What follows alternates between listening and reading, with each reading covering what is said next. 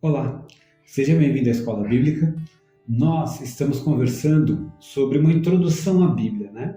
Então, no primeiro vídeo, nós conversamos sobre as divisões que há nos livros do Antigo Testamento. A ideia é que você tente decorar o nome dos livros, porque se você pelo menos conseguir decorar e aprender aquelas divisões, ficará muito mais fácil quando alguém estiver contando uma história, para você ter uma noção aí da onde mais ou menos essa história se encaixa, qual livro, já fica mais fácil.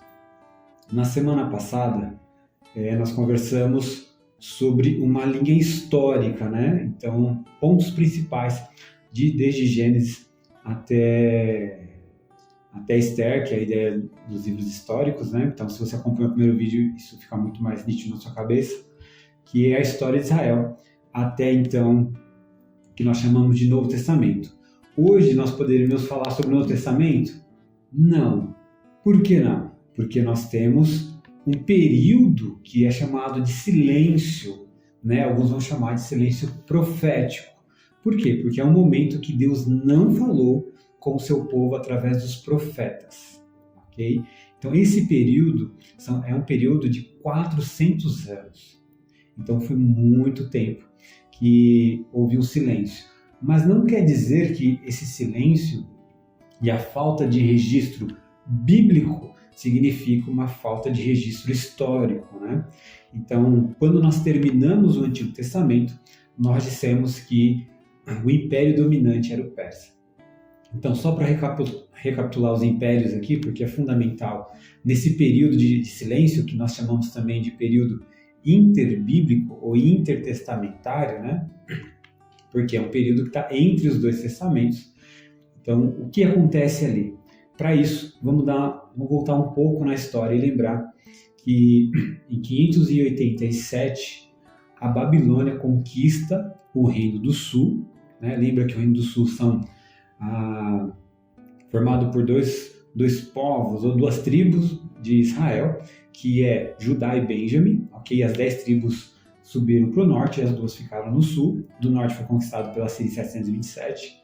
No Reino do Sul, a Babilônia então conquista Judá, levando os cativos, né? Então, um livro bem profético, bem marcante nisso, é Daniel, né? Porque ele vai para a Babilônia junto com seus amigos e ali fica muito nítido esse império dominante da Babilônia. O que acontece é que a Babilônia, então, ela cai e aí sobe um novo império, o Império Medo-Persa, né? E aí que se encaixa o livro de Esther. Lembra que a Esther, ela então se torna rainha da Pérsia? Então, o Antigo Testamento acaba nesse império da Pérsia. Só que a história nos mostra que depois da Pérsia reinou o Império Grego ou o Império Greco-Macedônio. Por quê? Porque Felipe, que é um grande conquistador, ele é macedônio, e seu filho, né, o filho de Filipe, e aí é óbvio que você já escutou esse nome, que é o nome mais famoso nesse sentido, que é Alexandre o Grande, um grande conquistador, alguém que conseguiu o que o seu pai tentou, mas fracassou, mas Alexandre ele consegue conquistar quase que o mundo inteiro conhecido, ok? Ele é o que consegue conquistar mais povos ali naquele período, então o seu reino se destaca. Mas antes de a gente continuar, quais são um pouco das características para a gente entender um pouco do Novo Testamento? A Babilônia tinha uma ideia de conquistar, destruir o ambiente que ela conquistou e trazer cativos para o seu território e torná-los assim cidadãos para que eles não ataquem o império. O Império Medo-Persa já tinha uma outra visão. Eles deixavam que aqueles que estavam, né, dentro do seu império retornassem, podia ficar onde estava desde que fosse submisso ao império. O império também com muita mão de ferro, né? Quando você lê Esther, você percebe isso. Depois tem o Império Greco-Macedônio, né? Esse que a gente acabou de falar. E esse Império Greco-Macedônio, ele espalha sua cultura. Então, onde há um espalhar aí da filosofia, das ideias helenistas. Esse nome você tem que meio que decorar, porque quando você vai ler livro de história, isso aparece muito a partir desse período. Uma civilização helenista, né? Ele traz consigo a sua cultura, os seus deuses, né? A explicação da criação de mundo, da mitologia, né? Tem muitos desenhos hoje que tem os deuses gregos, enfim. Então, quer embutir essa cultura a grega de vários deuses, e quanto mais deuses, melhor. É isso que está aí. E outras coisas, né? A língua grega também se torna basicamente língua oficial. Então, quase todo o mundo conhecido começa a falar o grego, porque é o império que dominou e que conseguiu espalhar, assim, o seu idioma e a sua cultura. Depois nós tivemos reinos ou impérios menores, que foi o Império Egito, que não foi tão grande quanto foi antes, né? Quando a gente lê lá Gênesis. Aqui ele é um império um pouco menor, mas que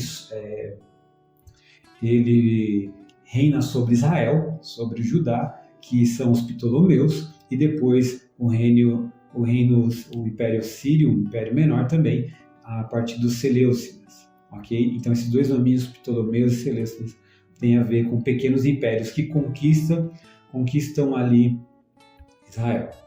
O que acontece é que num desses impérios acontece uma coisa terrível, que é Antíoco Epifânio IV.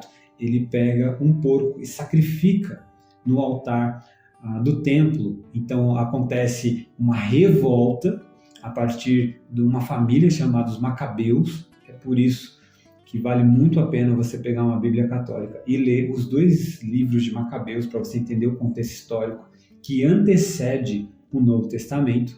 Isso está lá por volta de 165 a.C., ok? Essa revolta acontece e aí Israel toma de novo o poder. Isso é por pouco tempo, né? Dura aí 100 anos, mas depois é conquistado pelo Império Romano. Então, quando nós abrimos o Novo Testamento, quem está no Império, no poder e domina sobre Israel, sobre Judá, é o Império Romano, ok? E aqui a gente já entra no Novo Testamento.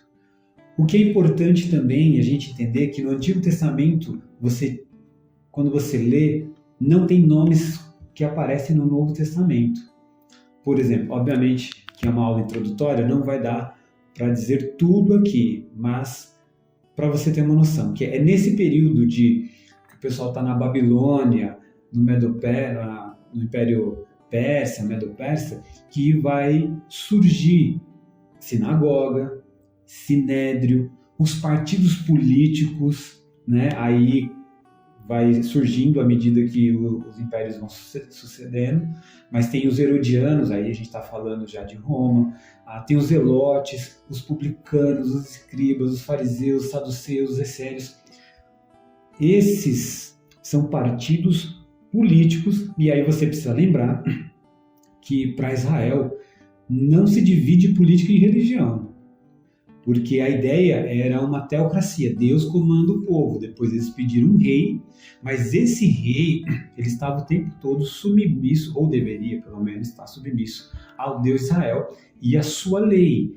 E a lei, a Constituição que governava, né, aliás, Constituição significa um conjunto de leis que rege, e aí no caso, esse conjunto de lei que rege Israel era a Torá, era a Bíblia que a gente chama o Antigo Testamento. Então, esse subir no poder não tinha muito a ver com a política como nós conhecemos hoje, mas para eles estavam entrelaçados, porque a sua regra era ao mesmo tempo seu livro de fé. Isso é bem interessante, né? Bom, isso vai se perder um pouco, porque quando chega o Novo Testamento você não tem um judaísmo. Só de você ver tanto partido político aqui, você vai perceber que no Novo Testamento há judaísmos. Então, há várias formas ou vários jeitos de enxergar a Torá, a Bíblia do Antigo Testamento, e como agir, como ter fé, enfim, como se relacionar consigo, com o império que está dominando, o Império Romano, e ao mesmo tempo todos eles carregam dentro de si uma sensação de que nós, ainda que estamos na nossa terra, nós estamos cativos, nós estamos exilados, nós somos prisioneiros, nós estamos num cativeiro. Ainda que não é igual ao babilônico que estava lá na Babilônia, mas eles têm esse sentimento. Então eles estão esperando o Messias, eles estão esperando alguém que lidere-os para retirá-los de lá, ok? Então essa aula é um pouco mais técnica, talvez um pouco mais chata, se você não gosta de história, mas ela é fundamental para a gente entender agora, ao abrir do Novo Testamento, Jesus, a ideia, a cabeça romana, a cabeça de um judeu, do povo, de um judeu zelote, de um judeu fariseu, né? Todos eles esperam o Messias, mas cada um ao seu bel prazer. Ok? Então, o período interbíblico é isso. Obviamente, é só uma passada. A ideia sempre é: pegue livros de história, estude sobre a Babilônia, o Império Medo-Persa, o Império Greco-Macedônio é fantástico, tem bastante livro sobre isso. Os pequenos impérios também. E Roma, né? Roma é fundamental porque Roma está aí no Novo Testamento todo debaixo do Império Romano.